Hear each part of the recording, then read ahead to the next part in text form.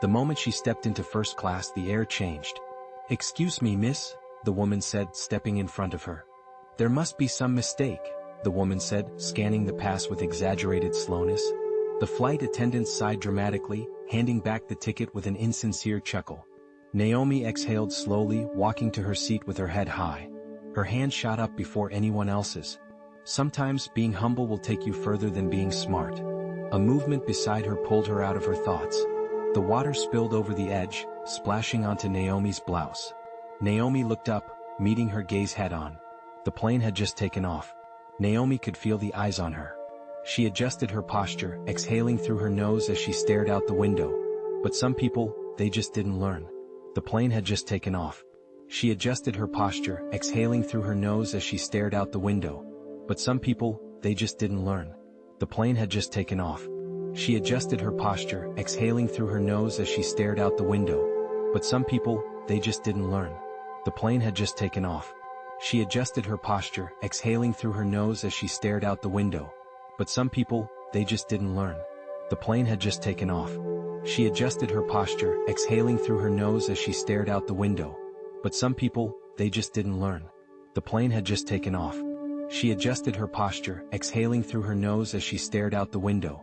But some people, they just didn't learn. The plane had just taken off. She adjusted her posture, exhaling through her nose as she stared out the window. Below, the world looked so small. The higher she climbed, the further she was from the people who had tried to keep her down. But some people, they just didn't learn. A shadow loomed over her shoulder. "Is there a problem, ma'am?" The flight attendant was back, but this time with a different tone. The fake politeness had been stripped away, leaving behind something sharper, more venomous. Naomi turned her head slowly. "I don't know," she said, tilting her head. "Is there?" The woman's jaw tightened. "If you're unhappy with your seat, I'd be happy to find you a more suitable accommodation." Naomi let out a short, humorless laugh. "A more suitable accommodation?" she echoed. "That's interesting." The flight attendant's lips pressed into a thin line. "I'm simply trying to offer a solution," she said, her voice dripping with insincerity. Naomi leaned forward slightly, lowering her voice. "No, you're trying to put me in my place." For the first time, something flickered in the woman's eyes. A crack in the armor. But Naomi wasn't done. "You assume I don't belong here. You assume I must be in the wrong place. And when that wasn't enough, you tried to humiliate me. First by questioning my seat, then by, accidentally, spilling water on me." The flight attendant inhaled sharply. "That's not." Naomi cut her off with a small, knowing smile. "Let me ask you something," she continued. "Do you always treat first-class passengers this way? Or am I just special?" Silence. The tension was so thick it could have been cut with a knife. A few passengers had stopped pretending not to listen. A woman in a pearl necklace shifted uncomfortably. The businessman who had smirked earlier suddenly found great interest in his in-flight magazine. The flight attendant opened her mouth, but Naomi raised a hand, stopping her. "Actually," Naomi said, reaching for her phone, "I think it's time I make a call." The woman frowned. "A call?" Naomi tapped the screen, her fingers moving with practiced ease. "Yes," she said, smiling. "I know someone who might find this whole interaction very interesting." A shadow of doubt crossed the woman's face. "You can't make calls in the air." Naomi chuckled. "I don't need to. A simple message will do." For the first time, Naomi saw real fear in the flight attendant's eyes. And that's when Naomi knew, this woman had made the biggest mistake of her life. Because Naomi wasn't just anyone. She was someone who could end her career with a single phone call. And soon she would. The flight attendant's face lost its color. The confidence, the superiority, it was slipping away. Naomi could see it happening in real time. For a moment, the woman just stood there, hands clenched at her sides, her breathing shallow. Then she forced a tight-lipped smile, the kind that barely masked her growing panic. "There's no need for that, ma'am," she said, her voice suddenly softer, more careful. "Let's not escalate the situation." Naomi raised an eyebrow. "Escalate?" she repeated. "You mean holding you accountable?" More eyes were on them now. The businessman had put down his magazine, watching intently. The woman with the pearls exchanged whispers with her husband.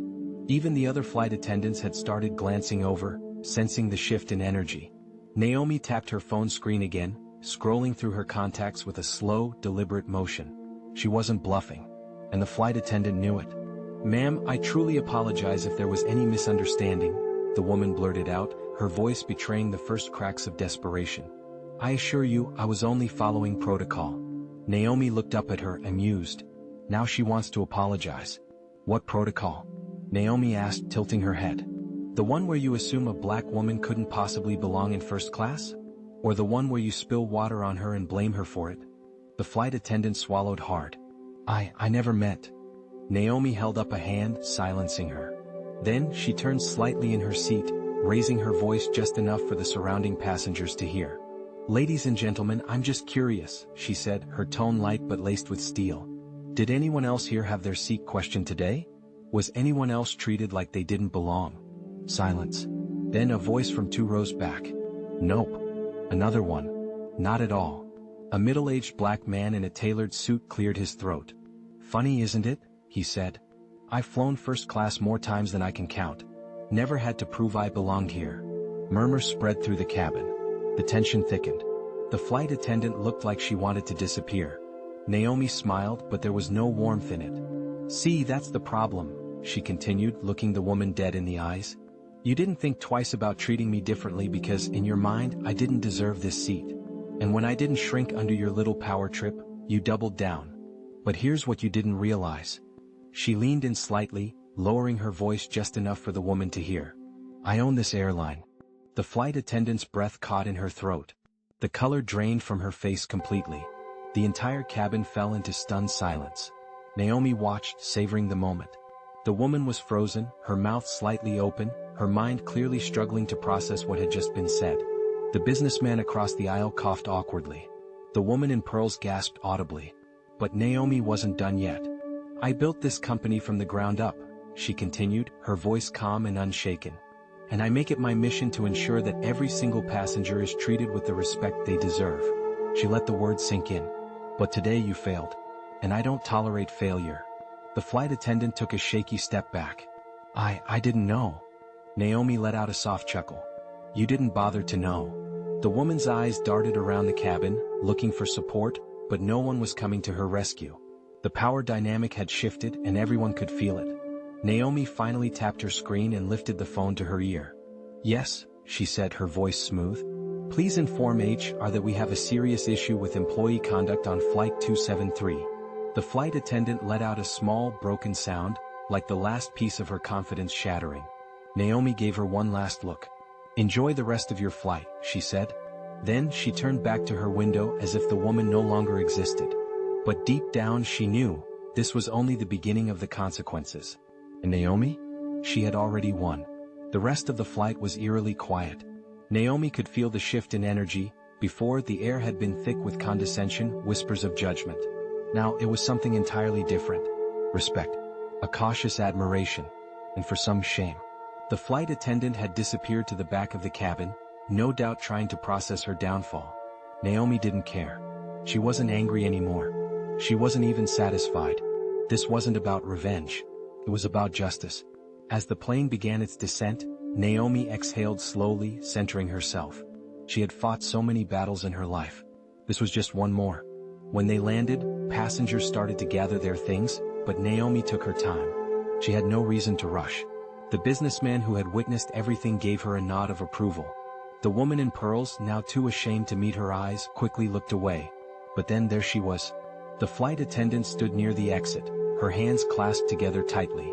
Her uniform was crisp, her hair still neatly tied back, but the confidence was gone. She was staring at the floor, avoiding Naomi's gaze like a child caught in a lie. As Naomi approached, the woman finally looked up. Her eyes were red-rimmed, filled with something Naomi had seen before: regret, fear, humiliation. But it wasn't enough. Because Naomi knew the truth. Some people only regret their actions when they face consequences. The flight attendant opened her mouth as if to say something, but Naomi beat her to it. I don't need your apology, she said softly. The woman's lips pressed together. Naomi studied her for a moment. What I need, she continued, is for you to sit with what happened here today. To understand that this wasn't just about me. It was about every person you've ever treated this way. And every person you would have treated this way if no one had stopped you. The woman's throat bobbed as she swallowed.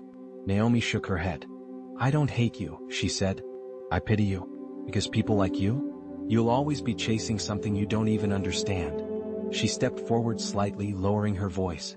You thought I didn't belong here. Pause. But you are the one who's out of place. The woman's breath hitched, her face burning with shame. Naomi didn't wait for a response. She turned, walking past her with the kind of grace that came only from knowing your worth. As she stepped into the warm air of the terminal, she felt lighter. Not because she had put the woman in her place, but because she had never needed that validation in the first place. She had built herself from the ground up. She had survived rejection, betrayal, humiliation. And she had come out stronger. She wasn't seeking revenge. She wasn't carrying hatred. She was walking forward, head held high, heart unburdened. And the flight attendant? She would spend the rest of her life wondering what could have been. Wondering how different things would be if she had just seen Naomi for who she truly was. But it was too late. Some lessons come with a price. And for some, that price is never being able to go back.